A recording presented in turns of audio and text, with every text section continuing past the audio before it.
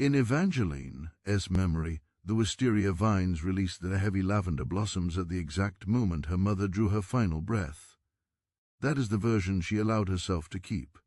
The reality was far less gentle. The blooms had shriveled weeks before, turned brittle and lifeless beneath a Mississippi heat, so suffocating it pressed against the lungs like a tangible weight heat that made every breath feel undeserved. With time, Evangeline would come to understand that memory is a flawed sculptor, smoothing the jagged edges of truth until the heart can endure what remains. She was 14 that summer, caught in the fragile space between the fading echo of childhood and the unyielding expectations of womanhood.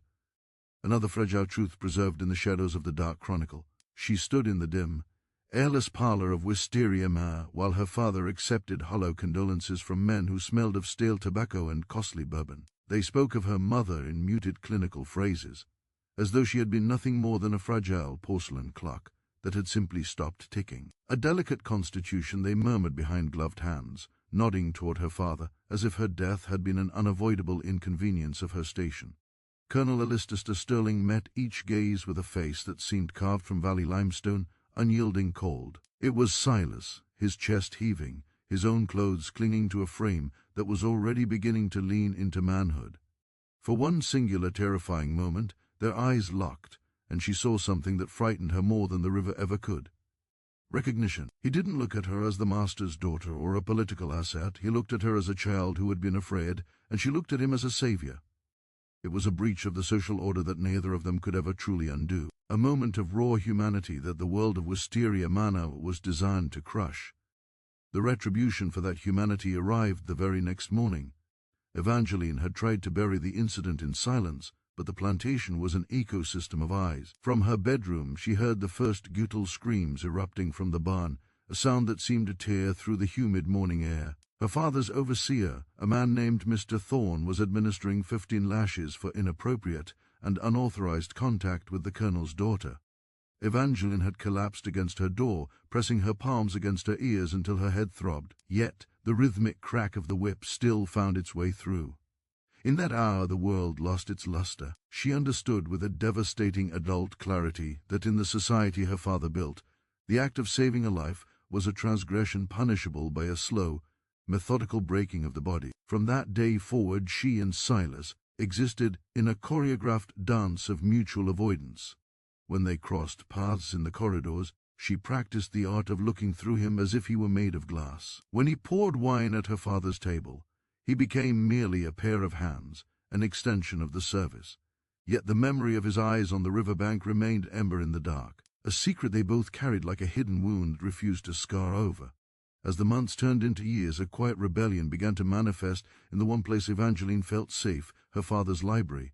She began to notice small, almost imperceptible changes. A volume of poetry would be shifted 3 into the left.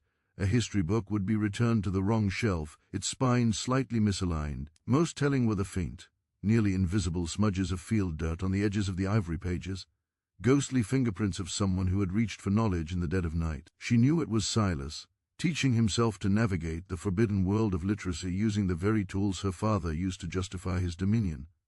Evangeline never breathed a word of it. She never corrected the placement of the books or mentioned the dirt to the housekeepers. It was the only form of mercy she knew how to offer. A silent pact of shadows, she would leave certain books in more accessible places, tucked behind larger ledges, acting as a silent accomplice to a crime of intellect. It was a bridge built of paper and ink crossing a chasm that neither of them dared to acknowledge aloud, a shared defiance that grew in the silence between us. The world outside continued to churn. 5 years bled away, and Evangeline was molded into the exquisite shape her father demanded. She became a living ornament for his dining room, a meticulously polished symbol of his wealth, refinement, and iron-willed control. She learned to play the music of Chopin with a technical proficiency that lacked any spark of joy, her fingers moving across the keys like a soldier on a march.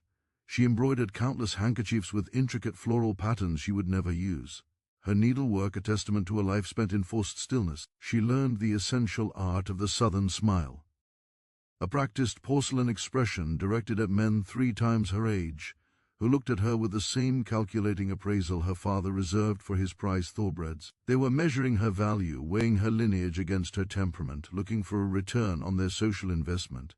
Silas grew during those years as well, though she fought the urge to truly see him. The boy who had pulled her from the current had become a man of the fields, his frame hardened by relentless labor under a sun that showed no favor. His hands were a map of scars from the sharp cotton bolls, and his back she knew bore the permanent of a system that demanded his submission. Among the other workers he was known as the Silent One, a man who spoke so rarely that when he did his voice seemed to vibrate from the earth itself.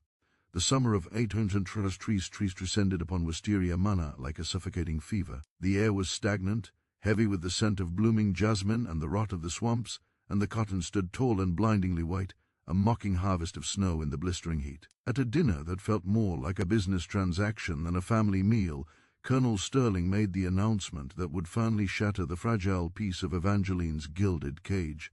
He had secured her future. He claimed his voice devoid any warmth. She was to be married to Julian Vane, a powerful planter from Natchez, whose first wife had perished in the cold isolation of childbirth. Vane's fortune eclipsed even the Starings, making the union a strategic masterpiece of land and legacy. "You will be the mistress of a grand estate, Evangeline," her father said, his knife cutting through his steak with the surgical precision of an executioner. "Hundreds of acres, doer souls under your hand. You will want for nothing for the rest of your days."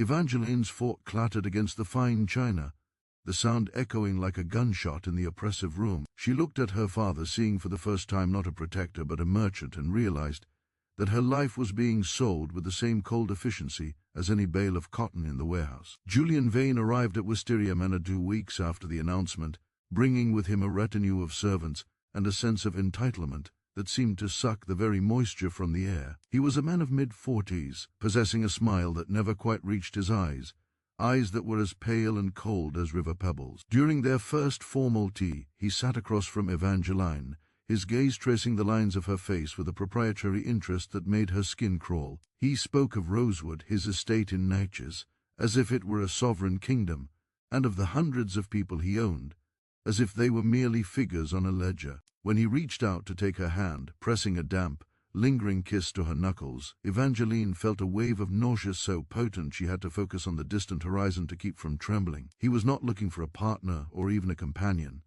He was looking for a centerpiece, a refined woman to sit at. The head of his terrible and bare ears who would carry on his name, her father, watched the interaction with a smug, satisfied expression, as if he had just successfully traded a difficult cult for a prime piece of acid. In that moment, the silk of her dress felt like a shroud, and the walls of the parlor, adorned with expensive French wallpaper and oil paintings of ancestors she didn't love, seemed to press inward, threatening to crush the very breath from her body. The true catalyst for her transformation, however, came on a Tuesday afternoon, when the humidity was so thick it felt like a wet wool blanket. Evangeline had been retreating toward the library, seeking the familiar solace of the dust and ink when she passed her father's study. The heavy oak door was slightly ajar, and the low conspiratorial murmur of voices stopped her in her tracks. It was her father and Mr. Thorne, the overseer whose presence always carried the faint metallic scent of blood and leather. They were discussing the off-season liquidations, a term her father used to describe the sale of human beings, to cover his mounting gambling debts and the lavish costs of the upcoming wedding. "Prices in Louisiana are at a peak right now," Thorne's voice rasped, devoid of any inflection. "The sugar plantations are desperate for able-bodied men. We should clear out the troublemakers before the winter rot sets in." Her father's response was immediate and chillingly practical. "Start with the Silent One. Silas, the field hands, look to him too much. And I've heard whispers of him speaking of natural rights. I won't have that infection spreading through my crop. Sell him downriver to the highest bidder.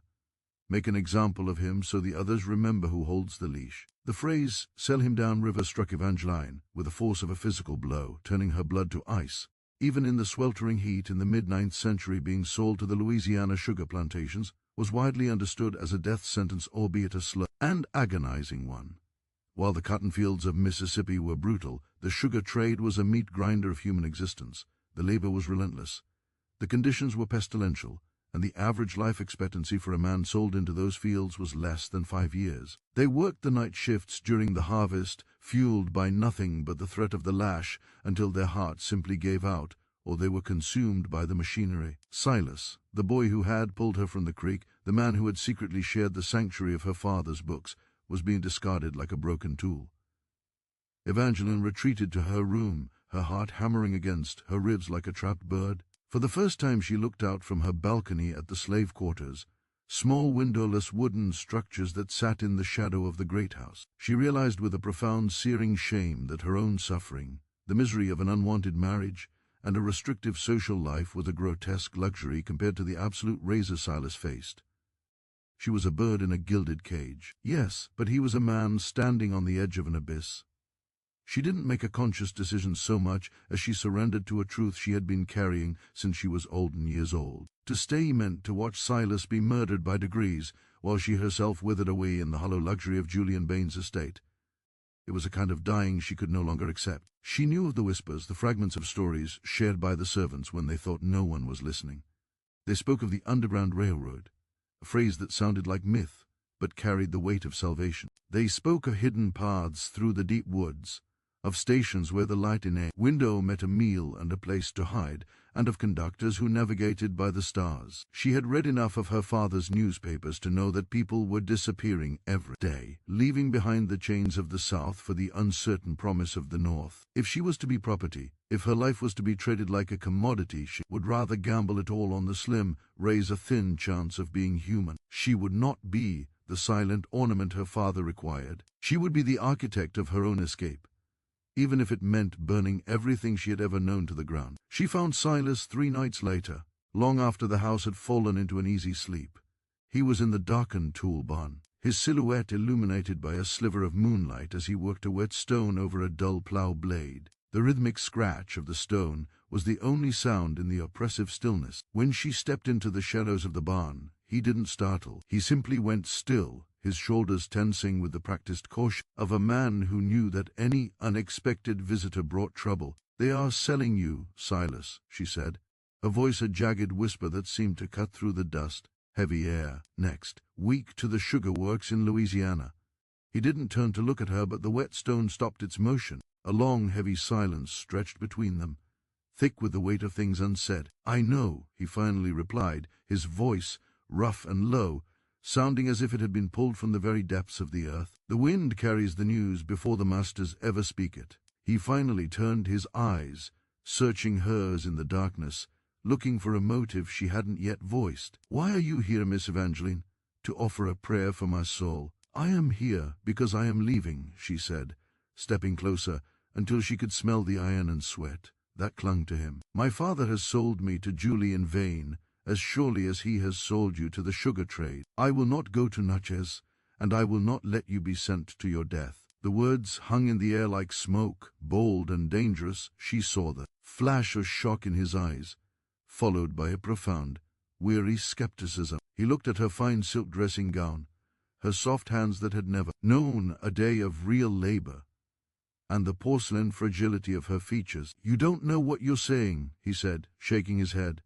"The road north isn't a carriage ride. It's mud and dogs and hunger that hollows out your bones. You've never slept on the cold ground, never gone 3 days without a crust of bread. You'd be dead before we hit the Tennessee line, and I'd be swinging from a cedar tree for the crime of standing near you." He reached out, his hand hovering near her arm, but never touching, the ingrained laws of wisteria manners still holding him back. "Go back to the house, marry the man, live your life in the light." "There is no light in that house," she countered, her voice growing steady with a fierce cold determination. "Only shadows and the sound of doors being locked. If I stay, I will die in that house a little more every day until there is nothing left but a dress and a name. If I go with you, at least I will be the one who chooses how I fall." She looked at his scarred hands, then back to his face. "You told me once with your eyes at the river that you saw me, really saw me. Don't stop seeing me now. I am not a child anymore, and I am not a master's daughter. I am a woman who wants to be free. Teach me how to survive, Silas, please." She saw the conflict raging within him, the instinct for self-preservation, wearing against the recognition of a kindred spirit. He should have turned her away. He should have saved himself from the catastrophe she represented. But he saw the caged fury in her eyes, a mirror of his own, and he realized that they were both already drowning. Slowly he nodded. "Tomorrow night, when the moon sets behind the pines, bring nothing that glitters. Wear the darkest clothes you own and boots that can stand the swamp. If we do this, there is no coming back. Do you understand?" Evangeline nodded, a strange, terrifying sense of peace settling over her. "I understand," she whispered. "I've been waiting to leave this place since the wisteria died."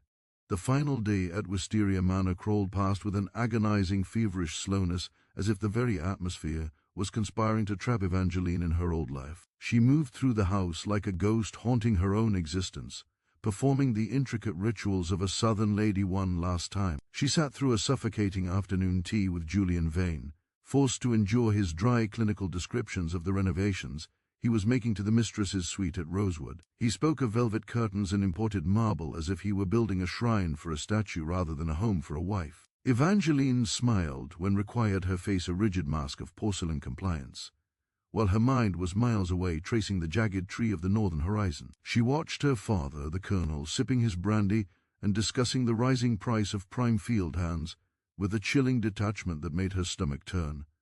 Every laugh from the parlor felt like a serrated edge against her skin. She was surrounded by wealth, by silk, and by the heavy scent of expensive lies.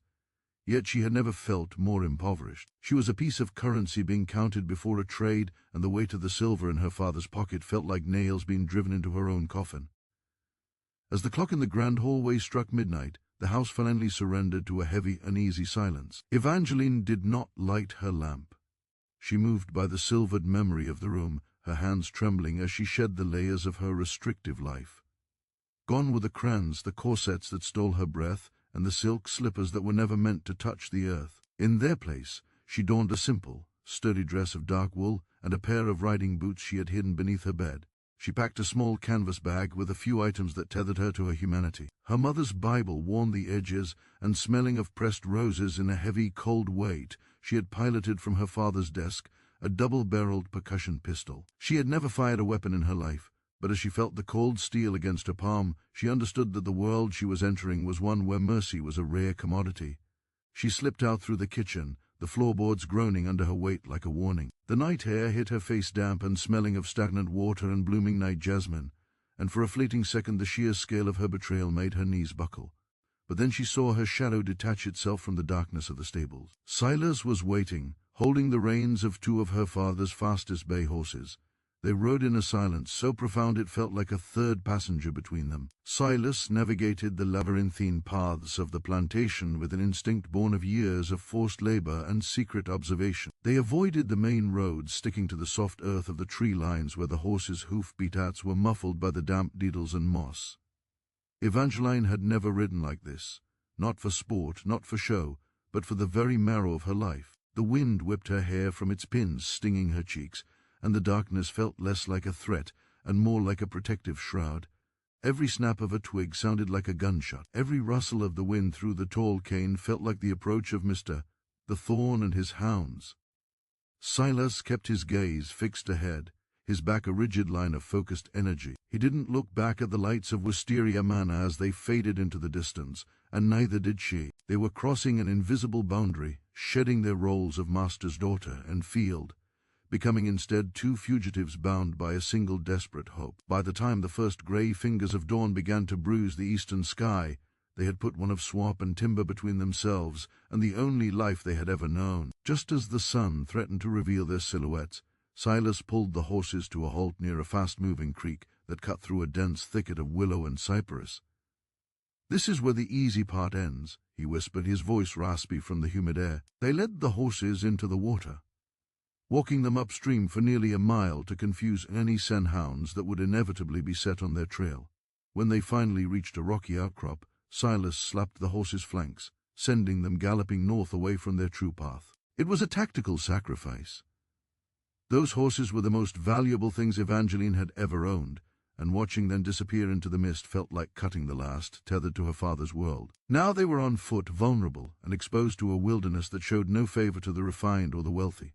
The ground was a treacherous mire of sucking mud and hidden roots, and within the first hour the reality of their situation began to settle into Evangeline's bones. The humidity was a physical weight, and the silence of the deep woods was punctuated by the hum of insects that seemed to view her skin as a feast. She realized then that Silas had been right. She knew nothing of the world she had invited herself into. By the second day of walking, Evangeline's fine leather boots, designed for the manicured paths of a garden, had become instruments of torture. The constant moisture had softened her skin, and every step felt like treading on broken glass. She didn't complain, terrified that any sign of weakness would justify Silas's earlier doubts, but her pace slowed until she was stumbling with every dozen yards. Silas stopped near a fallen cedar, his eyes taking in her haggarded face and the blood beginning to seep through the leather of her boots. Without a word, he sat her down and began to unlace his own. Shoes worn oversized bronze made of stiff sun-baked hide that had been patched a dozen times. "Trade me," he said, his voice flat, but not unkind. Evangeline recoiled, the ingrained prejudices of her upbringing flickering for a final dying moment. "I can't take your shoes, Silas. You'll be walking on the raw earth." He didn't argue, he simply placed his large calloused hand over hers. "Your feet are bleeding, Evangeline. If you can't walk, we both die. My feet have been leather since I was 6. Trade me." The act of putting on his shoes was the most intimate thing she had ever experienced, a physical exchange of burdens. His shoes were cavernous and smelled of salt and old earth, but as she stood, the pain receded into a dull, manageable throb. They walked on, two souls wearing each other's history. The first safe house appeared like a mirage on the third night, a modest whitewashed farmhouse nestled in a valley of shadows in southern Tennessee. Silas led her to a specific barn, signaling with a low rhythmic bird call that was answered moments later by the appearance of a woman in a plain gray dress and a white bonnet. She was a Quaker named Hannah, and her eyes, sharp and intelligent, took in the bedraggled pair with a mixture of pity and iron-willed resolve. "Come quickly," she whispered, her voice carrying a soft, rhythmic lilt. "The patrols are thick on the main pike tonight." She led them not into the house, but into a hidden cellar beneath, the floorboards of the kitchen, accessible only by a heavy rug in a trap. The space was crammed, smelling of damp earth, stored potatoes, and the lingering scent of wood smoke. There were others there, a Henley of 4, huddled in the corner, their eyes wide with a terror that Evangeline now recognized at her own in the dim light of a single tall candle. Evangeline looked at her hands covered in dirt and scratches, and then at Silas, who sat with his back against the earthen wall, finally closing his eyes. For the first time in her life she was in a hole in the ground, dirty and hunted. Yet, as she listened to the muffled footsteps of Hannah above them, she felt a strange, piercing sense of arrival. She was no longer a symbol of wealth. She was a person among people, all of them waiting for the dark to claim them so they could find the light. The cellar of the Quaker farmhouse was a liminal space, a subterranean sanctuary, where the ticking of a clock above felt like the heartbeat of a world that wanted them dead. During those 48 hours of forced stillness, Evangeline learned the true weight of silence. She sat shoulder to shoulder with a family she didn't know, sharing a single loaf of bread and a pitcher of water that tasted of iron. Hannah, their protector, brought them news in hushed whispers. The Fugitive Slave Act of 1888 had turned the entire North into a hunting ground, making it a federal crime for any citizen to aid a runaway. The law had effectively erased the borders of free states, allowing marshals to deputize bystanders into slave-catching posies. This wasn't just a journey across a map. It was a traversal through a legal minefield. In the dim light, Silas watched her, his expression unreadable. Yet he sat close enough that she could feel the radiating warmth of his arm against hers. It was a silent tethering of recognition that they were now bound by a conspiracy of blood and hope. When the time came to leave, Hannah pressed a small satchel of dried fruit and a heavy woolen cloak into Evangeline's hands, her eyes bright with a fierce, quiet courage.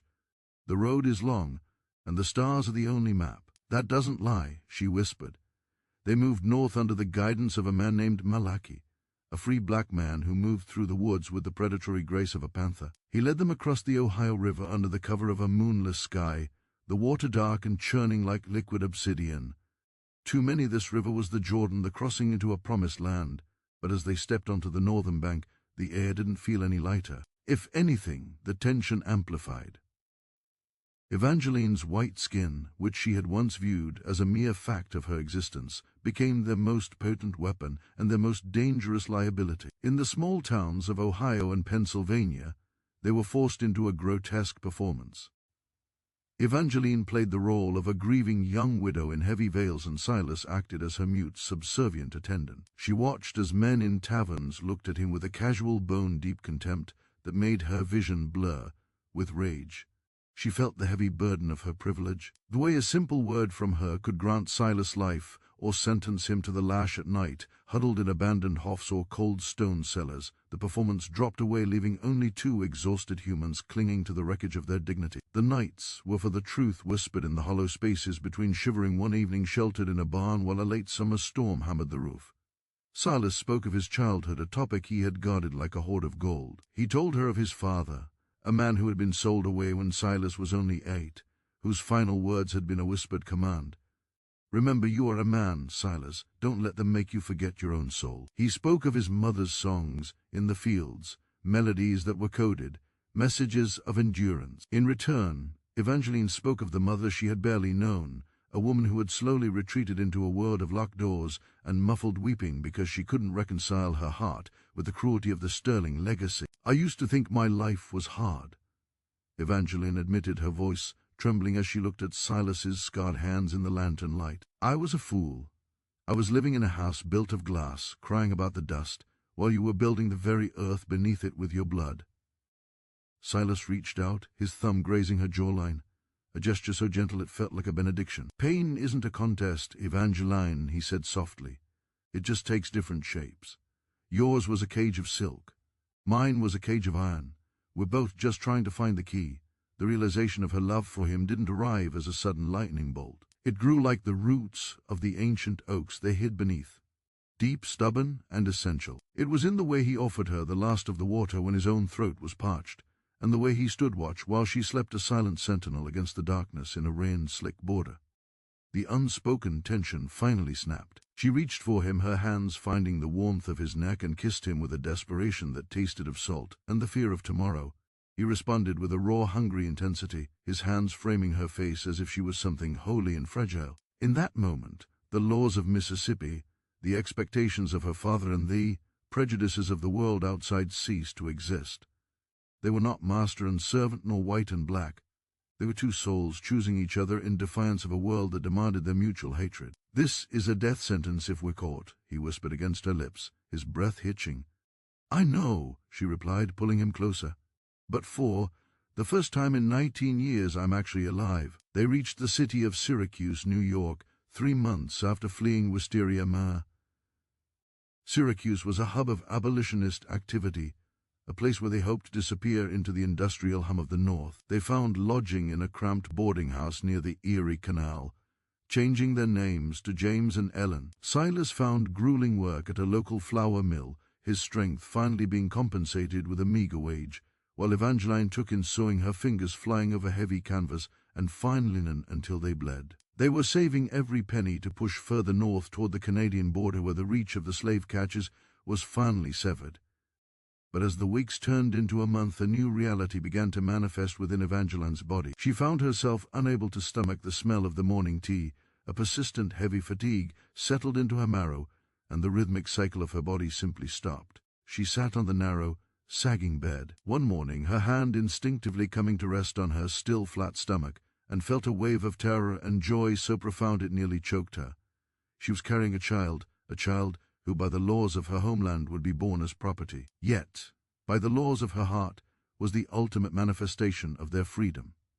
The joy of the pregnancy was short-lived, eclipsed by a chilling discovery Silas made on his way home from the mill. Tacked to a telegraph pole in the center of town was a broadside that made the world tilt on its axis. It featured a crude but recognizable sketch of Silas, offering $1 reward for the runaway Negro who had allegedly kidnapped the daughter of Colonel Alistair Sterling. Below it was a more detailed notice for Evangeline, offering a staggering $1 for a safe return from her captor.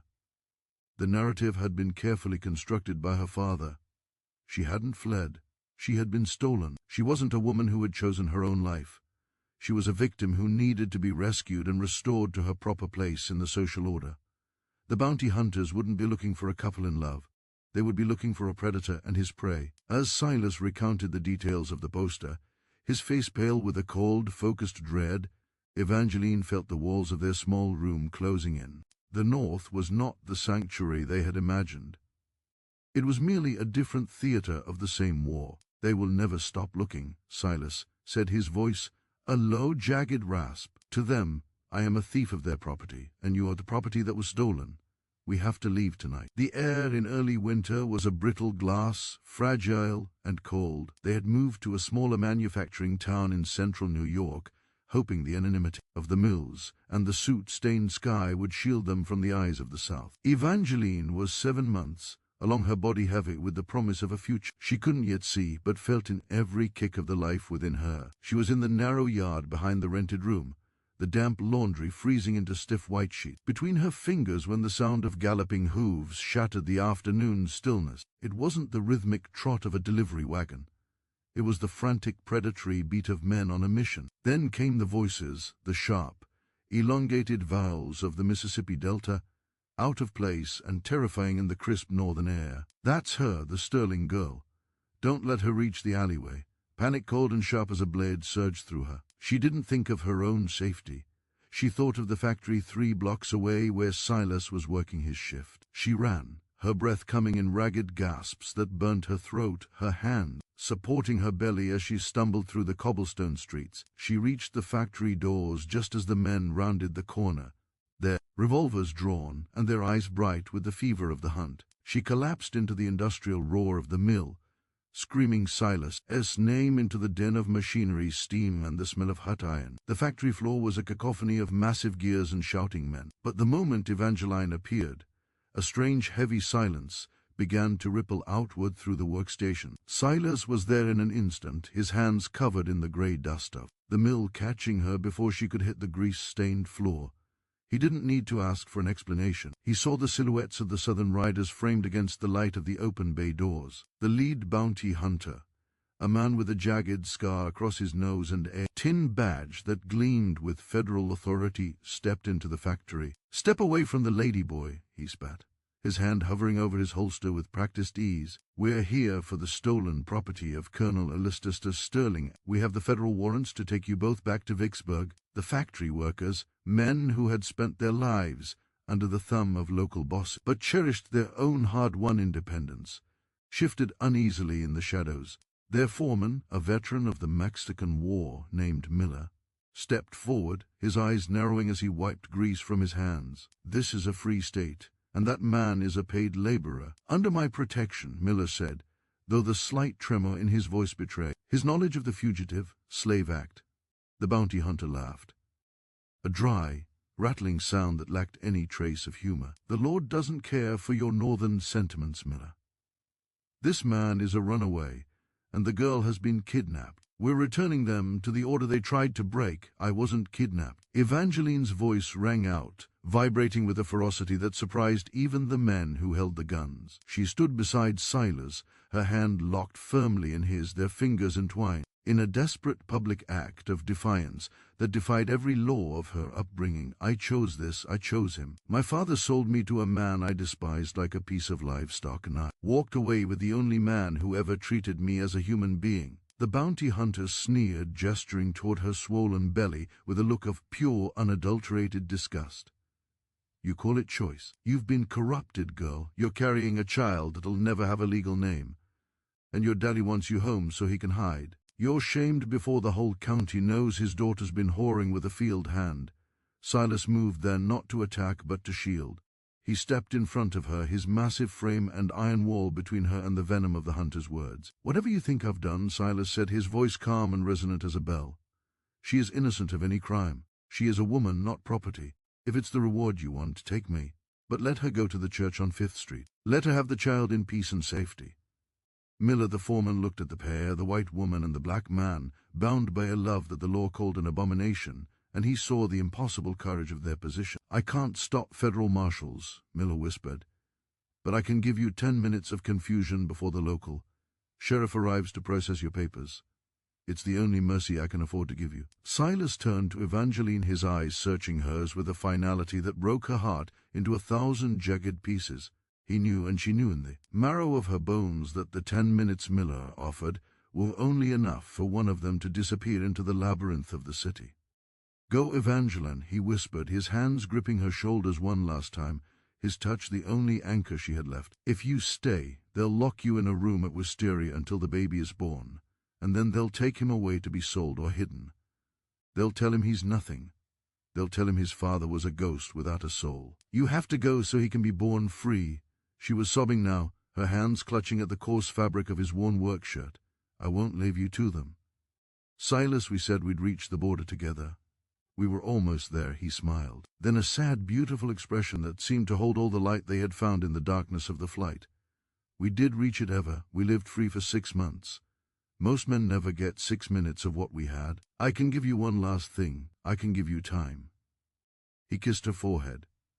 The touch of his lips a permanent seal on her memory. I love you. Remember you are human, and tell our son that his father was a man who chose his own end. He pushed her toward the back exit of the mill, turning to face the hunters. With his hands held out, his posture that of a king who had already won his greatest battle, Evangeline stumbled out into the freezing afternoon, her heart a hollow chamber of grief that echoed with the sound of the factory door closing behind her. She reached the sanctuary of a small convent on the outskirts of town, where the sisters, led by a woman who had seen too much of the world's sorrow to offer anything but silence and soup, took her in without question. 2 weeks later, the news reached her through the hushed pain whispers of the town's abolitionist circle.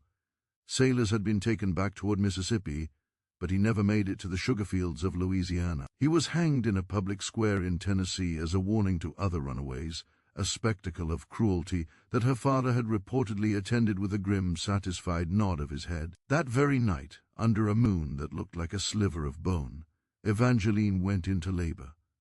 She screamed into the darkness of her small stone cell, her voice joining the chorus of ghosts of every woman who had ever lost a piece of her soul to the machinery of the South. The child was born at dawn, a boy with Silas's deep, intelligent eyes and a strength in his grip that seemed to defy the world's attempt to erase his existence. She named him Thomas Silas, giving him her mother's maiden name to hide him from the starings. But in her heart he was the living evidence of a rebellion that could never be undone. The years that followed passed like a sloving river, carving new and difficult paths through a landscape of survival. Evangeline eventually settled in a quiet, windswept town in Massachusetts, living under the modest guise of a widow whose husband had perished in a tragic factory fire. She taught at a small, underfunded school for children of color. Her days spent instilling the power of literacy into young minds, just as she had once watched Silas reach for it in the dusty shadows of her father's library. North was not the promised land the myth suggested. It was a place of segregated pews, cold stares, and the constant underlying hum of a prejudice that didn't need chains to make itself felt. But she refused to be silent, and she refused to be ashamed. She taught her students that the words, "All men are created equal," were not a description of reality, but a promise yet to be kept, a debt the country owed to people like their fathers. Thomas grew tall and thoughtful, a boy who carried his father's observant silence and his mother's stubborn, unyielding fire. On his 10th birthday, she took him to the edge of a frozen pond and told him the entire truth. Not the polished version, she told the neighbors, but the raw, bloody, beautiful reality of Wisteria Manor and the man who had pulled her from the creek. "Your father was the bravest man I ever knew," she told him. "He didn't just run from something. He ran towards someone. He died so you could ask why the world is the way it is, and so you could be the one to change it." That night, Evangeline sat at her small wooden desk and opened the journal she had kept since the night they fled Mississippi. The pages were a record of a life lived in the gray space between devastating loss and enduring legacy. She thought of the wisteria trees at her father's estate lightly blooming again and again for a man who would never understand the daughter he had tried to break. She thought of Julian Vane, who had surely replaced her with another girl sold into respectable bondage. The world had continued its cruel, rhythmic rotation. Yet here in a small room thousands of miles away a boy slept, who was the living proof that love could disrupt the very architecture of oppression. "They call me a traitor to my race," she wrote, her pen moving with a fierce, rhythmic race across the paper. "They call our love an abomination, and our son a mistake of history. But I look at his face, and I see the only truth I have ever known. We had 6 months of fear and light, and in those months we were more human than the men who hunt us will ever be. Freedom is not the absence of the whip. It is the presence of the choice to love anyway regardless of the cost." We didn't reach the border of Canada, but